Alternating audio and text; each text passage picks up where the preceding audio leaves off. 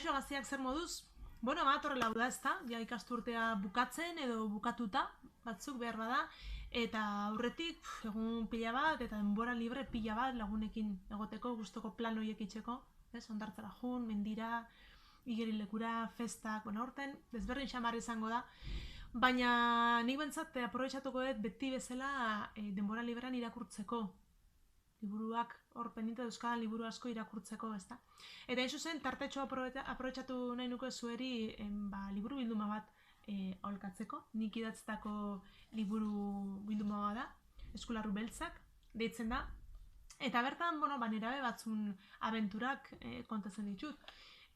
Boxearen inguruan dago egituratuta, hain zuzen, boxeoak balio dialako niri metafora bezala pixka kontatzeko ze garrantzitsua dan bizitzan borrokatzeko jarrera eukitzia, ezta? Askotan kolpeak ematizkigute, lurrera erortzen gera, eta argi uki behar dugu zutitu behar gerala eta jarritu behar dugula borrokatzen.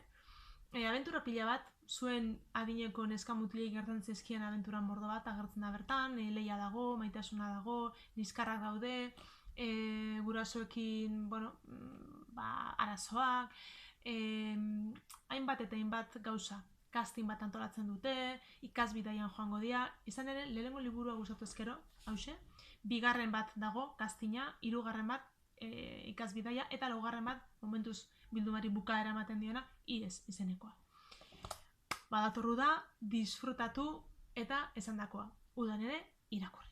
Musuak.